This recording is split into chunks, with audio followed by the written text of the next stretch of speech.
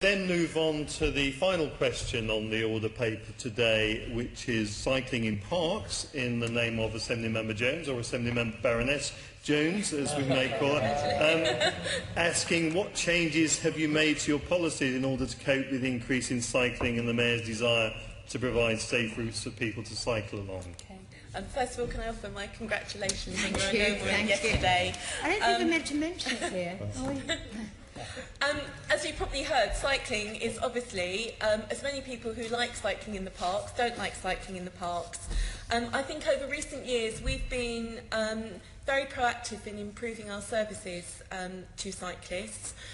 Very much thanks to TfL, we've applied for and invested something like £4 million into improving cycle routes and paths since 2006. We've currently now got 28 miles of off-road cycle routes in the park, and children up to the age of 10 can use all of our footpaths as well. We've got cycling codes of conduct. We support, for example, ability bikes in Regent's Park. We've got companion cycling in Bushy Park. And we're actively engaged now with other agencies looking at the Mayor's vision and plans. I think one of the other policies we're currently looking to develop again with other agencies and partners, and obviously we will be with residents as well, is a walking cycling strategy. I know that's something that other local authorities are doing because of this balance. That's very interesting. Are you going to talk that over with cyclists? Will you be discussing yes, we are. the I mean, we actually chair and are part of groups which don't just include local authorities and Transport for London, but have got representatives from cycling groups on there. Great. Yeah. I'd like to ask more about that, but I'm always short of time.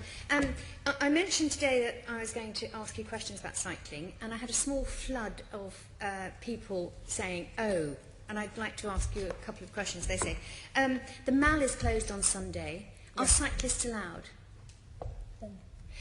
Could you put up a sign saying it's okay to cycle? Because cyclists don't want to go in there and do it illegally.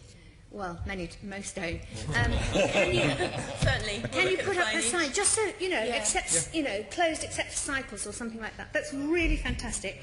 Do you? I think in some parks you have 20 miles an hour, like Richmond Park. Have you thought about putting 20 miles an hour in all your parks? We don't have, and I think it's a really good point, Jenny. We don't have necessarily consistent policy. I mean, the things like Richmond, it's 20-mile-per-hour speed limit for cars and cyclists. Obviously, some of because again, we have lots of roads that we look after as well, and somewhere like, the Outer Circle, for example, in Regent's Park. But very, very happy to actually consider that as part of our developing strategy. That's brilliant as well. Also, another question. There were complaints about North Carriage Drive that it keeps getting closed, including the cycle lane, and it seems to be used as a lorry park. I think that is true in that is where lorries actually park when we have got events actually in Hyde Park. In terms of health and safety, what we do try and do is give advance notice, both on our information boards and our websites, out to residents about when that is going to happen, and we do try to close it for the the minimum period of time. But obviously, it's the safety that is paramount for us. I mean, the feeling, or what is said to me, is that you're quite welcoming to cars if you think about Regent's Park and so on, but not as welcoming to cyclists.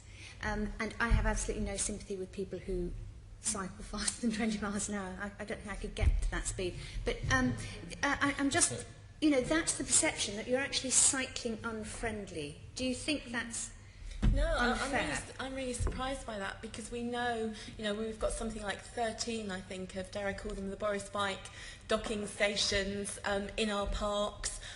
You've only got to go to Hyde Park, on a sort of a balmy evening, and you will see hundreds of cyclists of all different abilities using our facilities there. So, I think we have done a lot to actually enhance, and, we see it very much as a sustainable form of transport. It's, goes back to fitting in with the Mayor's objectives and tackling obesity and everything else. Well, we all want to support the Mayor, obviously. Have you thought about, I'll have to have a very, on very this. quickly, have you thought about closing Hyde Park and Regent's Park to through traffic? No, we haven't. And I mean, it's an interesting concept in terms of developing strategies, isn't it? In terms of the number of car users and cyclists. And Perhaps you could throw that into the melting pot. Thank you. Assembly Member Shawcross.